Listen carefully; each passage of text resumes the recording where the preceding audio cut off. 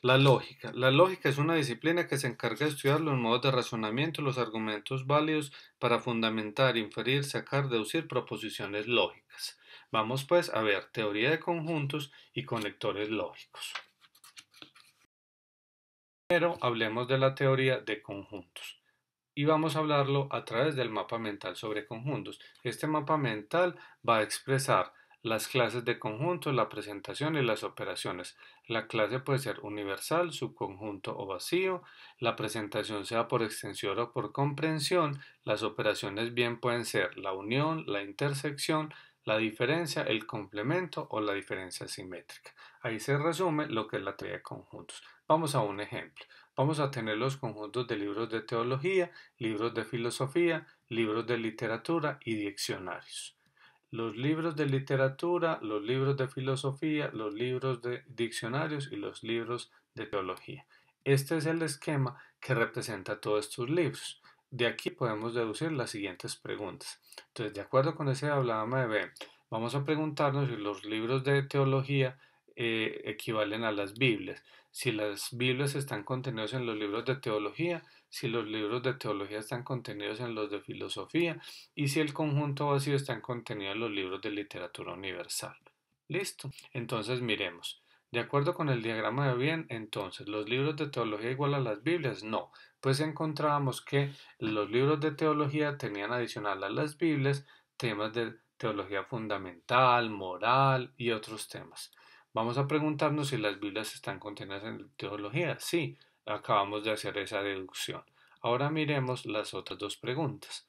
De acuerdo con este diagrama, ¿los libros de teología están contenidos en el de filosofía? No, son independientes a pesar de que cuando analizamos los conjuntos habían algunos en común. Y el conjunto vacío está contenido en los libros de literatura, es verdad, porque uno de los elementos de la teoría nos dice que así es. ¿Listo? Entonces esto nos sirve como un ejemplo. Vamos a hacer ahora el cálculo de unos conjuntos. Los libros de filosofía unida a los de teología, los libros de filosofía, teología y literatura en intersección, la unión de los libros de filosofía y teología intersectados a los de literatura y los libros de filosofía y literatura como intersección.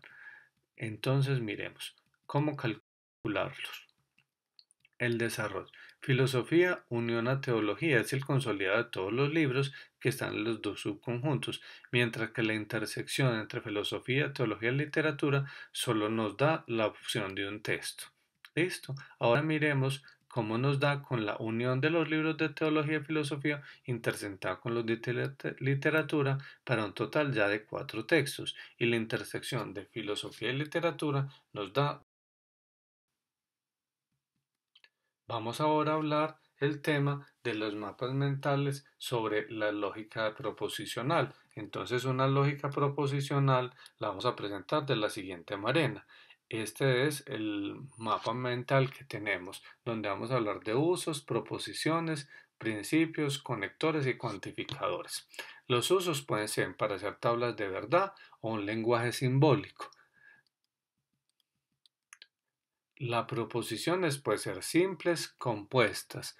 Pueden decir si algo es verdadero o falso, o también puede decirse si una proposición es una tautología, una verdad, una contradicción o es contingente. Con respecto a los principios, hay unos principios que debemos conocer, que es el de razón suficiente, tercer excluido, identidad. Y respecto a los conectores, podríamos decir que está la conjunción, la disyunción, la negación, la condicional y la bicondicional. Y finalmente, los cuantificadores que son la existencia en el universal y las equivalencias que existen. Vamos a ver ahora cómo podemos hacer la transformación del lenguaje cotidiano al lenguaje formal y el uso de las reglas de inferencia para deducir proposiciones.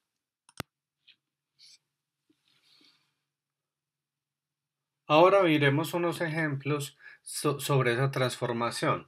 Ejemplo 1. Si la pandemia continúa, ni voy a Panamá ni voy a Venezuela, entonces me quedo en casa. La pandemia continúa es la proposición A, la proposición B es voy a Panamá, la proposición C es voy a Venezuela y la proposición D me quedo en casa. Utilizando pues la lógica simbólica, la expresión queda como está presentada. Vamos al ejemplo 2. Estudié filosofía, salvo que reciba la beca en New York University y estudie derecho. La proposición estudiaré filosofía es la proposición A, recibiré la beca en Nueva York es la B y estudiaré derecho, la proposición C. Utilizando la lógica simbólica, la expresión queda expresada tal como está ahí. Igual sucede con los ejemplos 3, ya que expresamos de manera simbólica la expresión ya que Julio me entrega en mi casa, debo reparar la biblioteca, comprar nevera y empacar enseres. Ahí está el otro ejemplo. Luego tenemos en tiempos de pandemia es equivalente a asistir a la Eucaristía televisada o leer el Evangelio en casa. Tenemos también tres proposiciones o donde hay condicional y bicondicional. En este ejercicio, dado que estamos combinados, debemos decir entre leer mucho, estudiar y descansar o vagar y comer. Ahí tenemos pues la serie de proposiciones usando todos los elementos para esta actividad. Y finalmente el ejercicio 6. Mi viaje es largo, por tanto debo hacer mis alimentos, organizar mi ropa y no gastar dinero en exceso. Tenemos primero que hacemos la selección de las proposiciones simples y luego los conectores y queda así explicado el ejercicio.